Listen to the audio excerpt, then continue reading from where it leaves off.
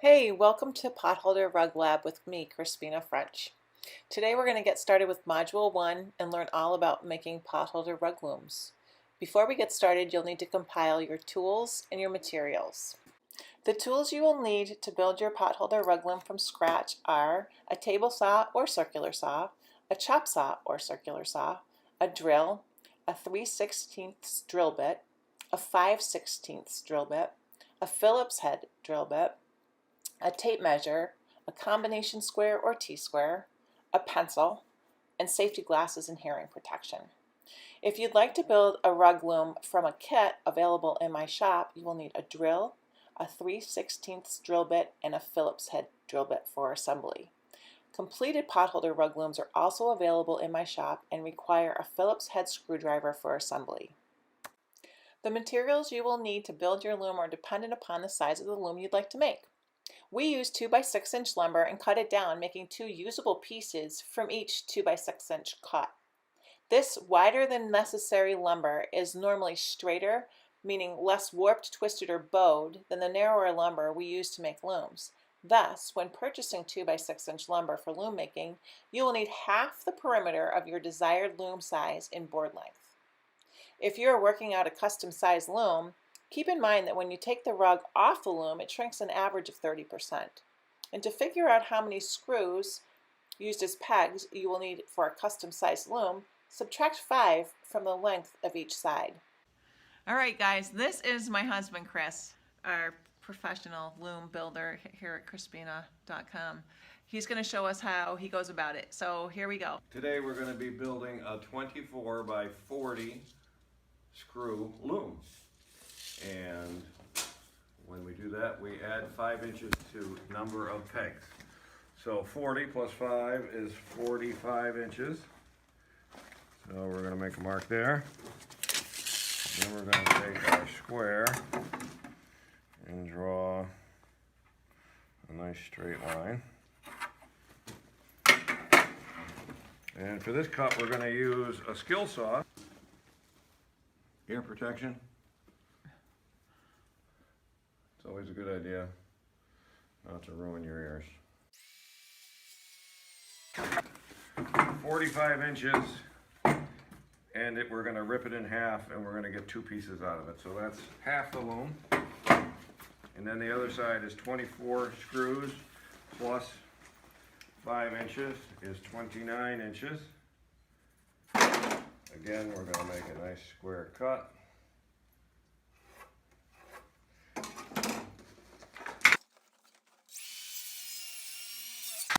Okay, the next step is to rip our 2 pieces 2 3/8 wide.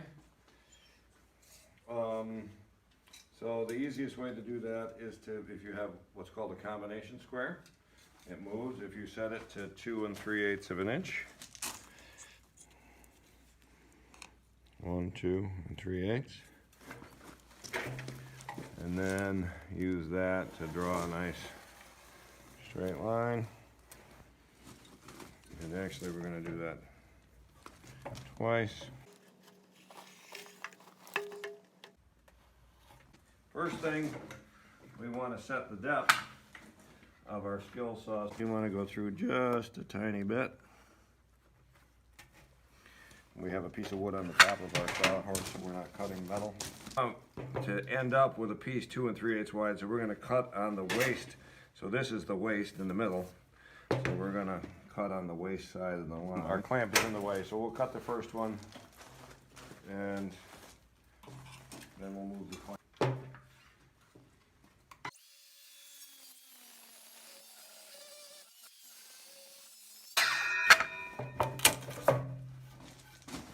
There's one. So if you own a table saw or have a friend who does, this is easier and more accurate. Set your fence to 2 3/8. And you always want to measure to the inside of the blade. This side of the blade. Very important with a table saw, always have a stick to push with. You don't want to put your hands anywhere near the blade. You should always set the blade so it's just the right height. So set it so it's just the right height to cut the wood. and less of a chance of getting hurt.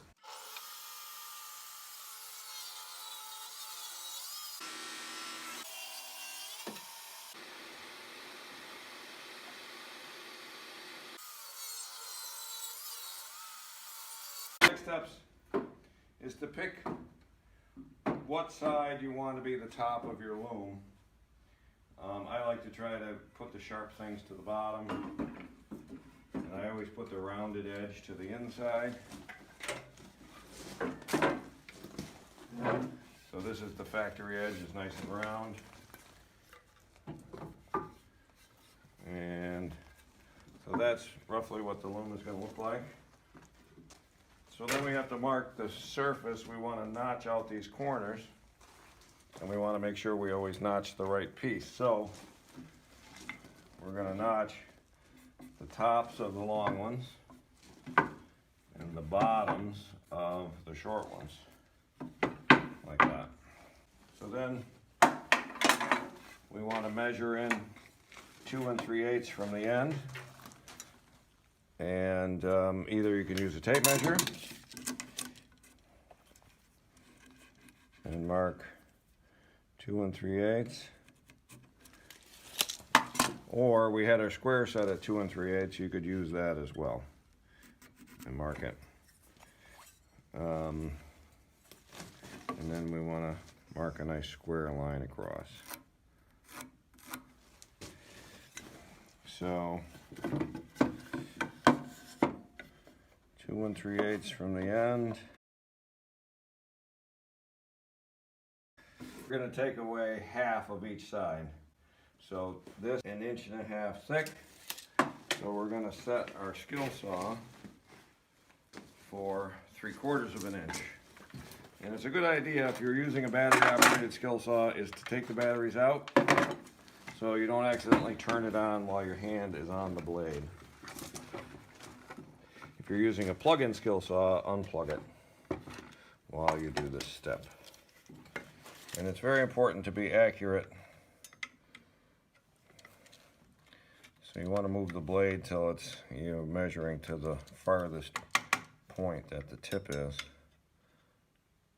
So 3/4 inch right to the tip. This cut should be fairly accurate. We want to cut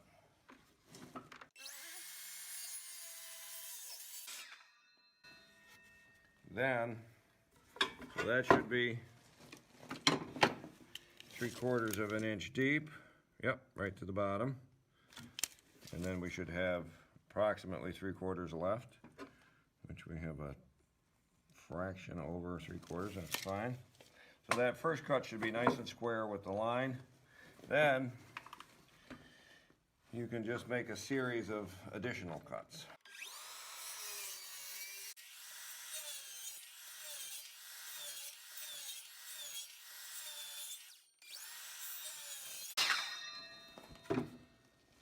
Make sure they all went through. And then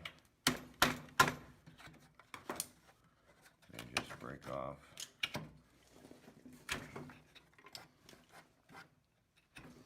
If they don't break easily, you can make another cut.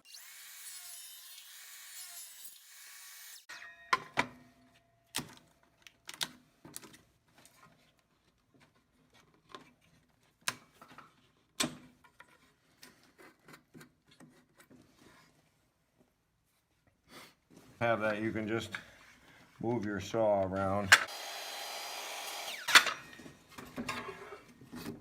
That's one way to do it. You can set the blade for 2 3/8 high.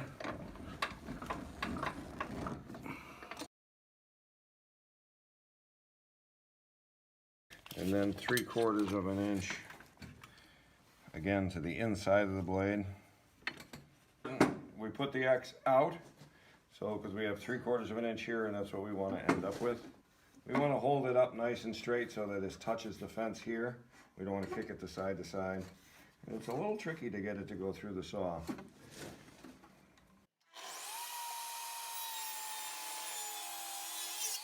Now on the table saw, we cut this vertical cut. I actually went a little bit too deep, but that's okay. Now with the skill saw, we're going to just cut this line again, like we did before.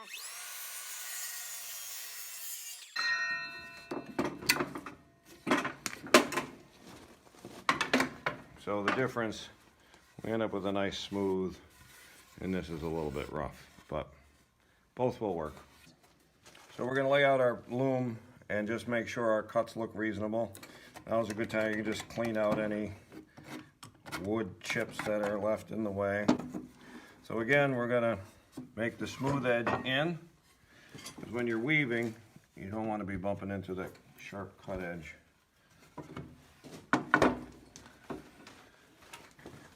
It helps to have a large flat table to work on.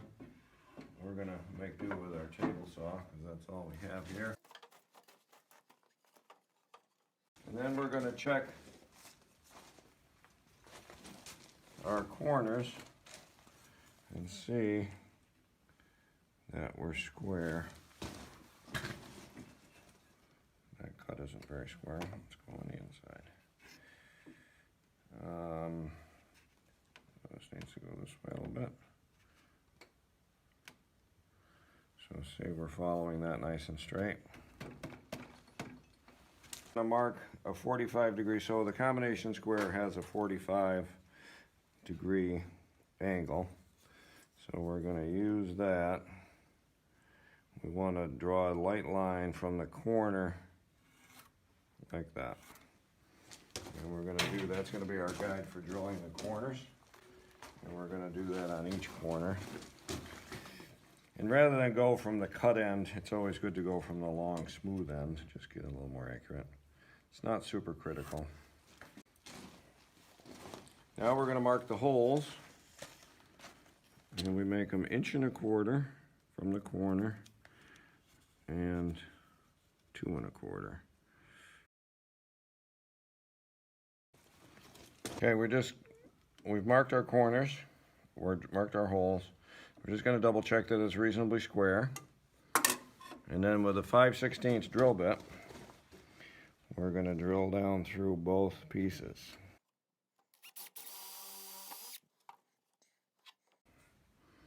Things move around a little bit, so just kind of keep an eye. Don't drill through your finger, whatever you do. So we drilled our 2 holes through both pieces of wood. Then on the bottom piece, we flip it over and we put the 1/4 inch T-nuts into the hole, a little bit tight, and then just hit it with a hammer until it's flush. Then you can flip it over again, and then put your machine screw down through. If you have a power drill, you can use that, or a Phillips screwdriver.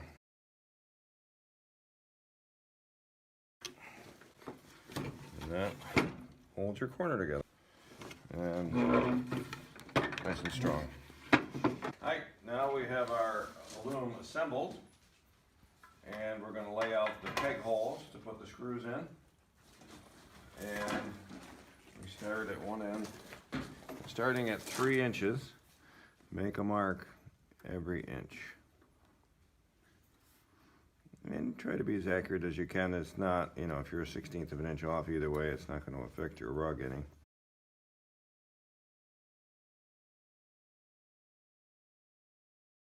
It should be 3 inches from the outside. Want to be 1 inch from the inside of the frame. But we're going to make a jig out of a scrap piece of wood. This is the piece left over from when we ripped each side. This is the piece left over from that. 12 inches long. It's really arbitrarily 12 inches long.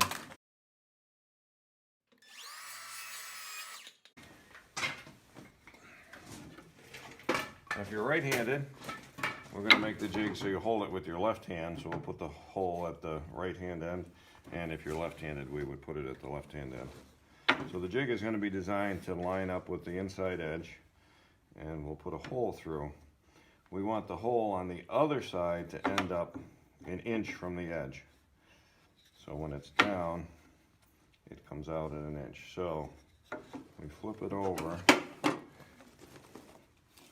and we're going to measure an inch from the end, and an inch from here.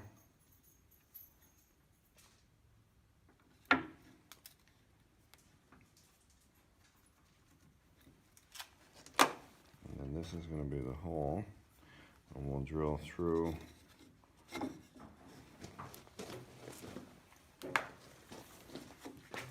go up the end. Start it straight just to get it on the mark, and then tilt it down at a 10-degree angle or so. Again, that angle is not critical, it's just nice. The reason we make a jig is so all the screws are the same.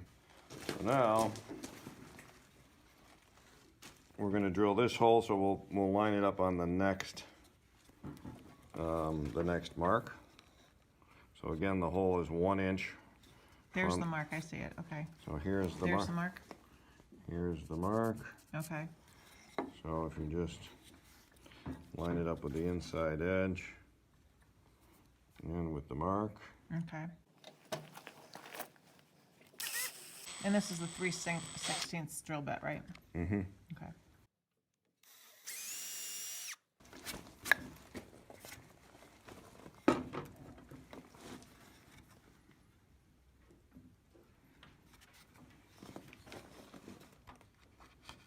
So again, I moved it to the next mark. So the marks are a little hard to decipher on the video, so can you just point them out? Yeah. So we can make them darker. Okay. Okay, so you're just gonna line up the wood with the next mark and drill one hole at a time. Make this the top. Okay. So what were you saying to me, sweetheart, about if you don't do it, if you go too far along, you wind up, is that why you're making the marks? No. Oh, you just don't. You always want to measure when you're laying it out. Measure from the end, and don't measure 3 inches and then measure an inch and an inch, because then if you have a slight mistake in your measurement, it's going to grow and the end peg will be in the wrong place, or many of them. Okay. If you always start from one end, and yeah. So basically you're going to drill holes just like this all the way around the perimeter of the loom. mm-hmm. Okay. Now one thing we want to be careful of is we don't want to drill through the loom. And it's okay if you do, but it's nice if there aren't holes. So what we want to do is either just eyeball that you don't go all the way through, or you can mark it with a little piece of tape and just go to that depth.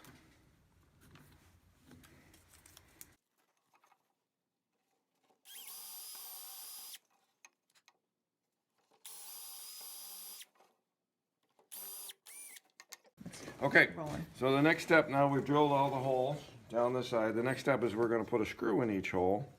And one thing that's a pain is to get them to the correct depth.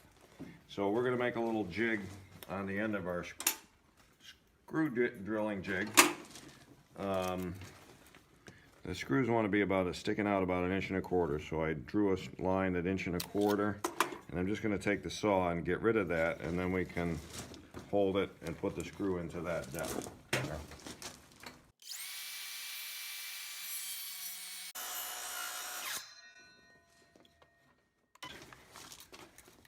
Inch and a quarter. So we'll take our 3/16 bit out and put in a Phillips bit. And if you have the capability to go to low speed on your drill, that's a good idea. It just makes it. I'll put the screw in and hold the jig with my left hand.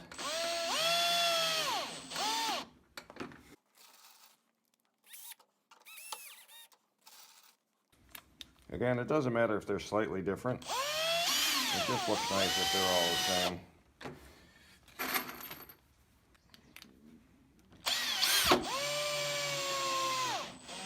So this is a finished loom after we put all our screws in. This is actually a different loom than we were building, but it's the same.